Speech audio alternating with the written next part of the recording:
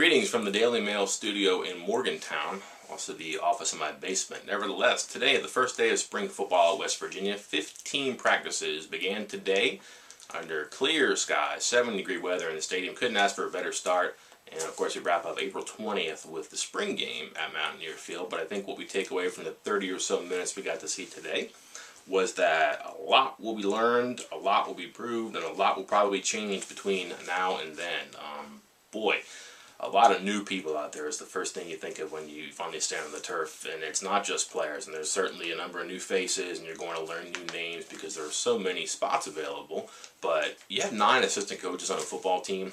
One of them, defensive line coach Eric Slaughter, will be doing the same thing he did last year. Everybody else is either a returning coach who has a new position to manage or a new coach who was at a different school last year. Really, the spring is about learning and getting comfortable for them as much as it is for the players. And again, a lot of work for the coaches because they have a lot of players to kind of fill spots or develop and get ready for the season here. And you know, you just get out there and you look today, you don't learn a whole lot from the first day, but you can see them do receiver drills, for example, and see 8 or 9 players, and you can't play a season with 8 or 9 receivers. A couple more are going to come in the summer. But for now, you have a couple of guys who may not have a chance in that summer, but they can get their arms around things right now and kind of make a reputation for themselves. 2 guys who, just watching, are a little bit different at that spot.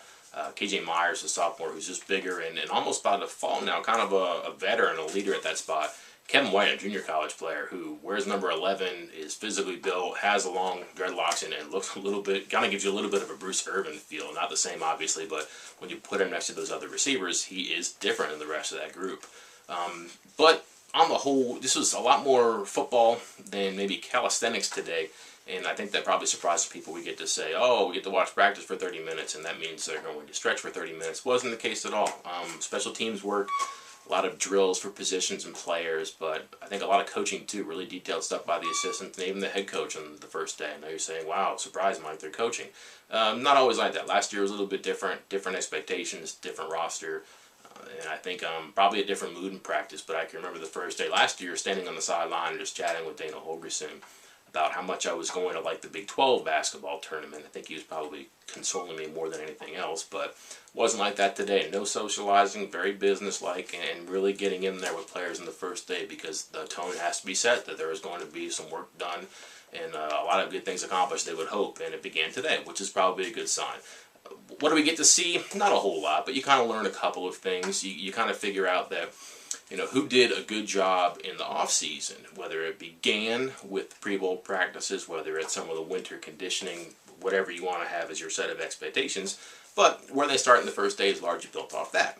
And, for example, we got to see punt returns. Not really returning, but catching them, who might be up for that job. It's not going to be Taylon Austin, but we got to see Jordan Thompson, Andrew Bowie, Dustin Garrison back there. And of those 3, Jordan Thompson looks bigger than he did last year. Now, that's not much of a statement because he was 145 pounds when he came in last year, but he looked like he had bigger arms, thicker legs, broader shoulders. He's about 165 right now. And, you know, he's kind of got that shake and that wiggle, or maybe he could be a guy that return punts. First day, that's who it was.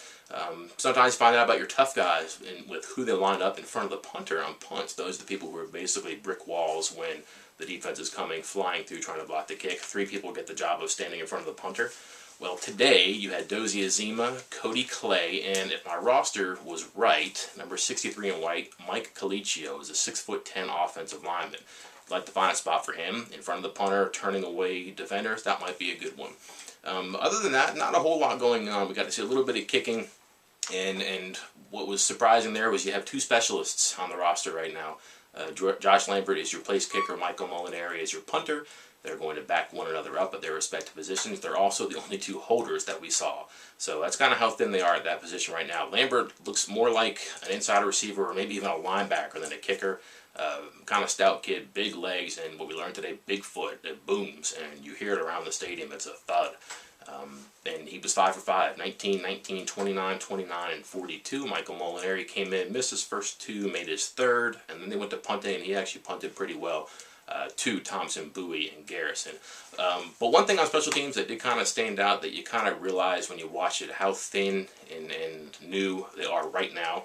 The offensive line, so to speak, on punts. Here are your players that were on it. Ricky Rumpf, who will be a sophomore. Darwin Cook will be a senior. Nick Kwiatkowski, who will be a sophomore.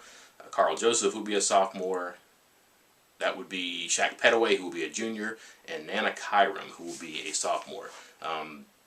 Not a lot of experience there, and those are the guys who are going to be running down and making tackles on special teams, but just the stuff you pull away on the first day. You don't know who you have right now. You kind of go with who you know. It'll change, and like I said, between now and the end, we'll figure out a lot more about West Virginia.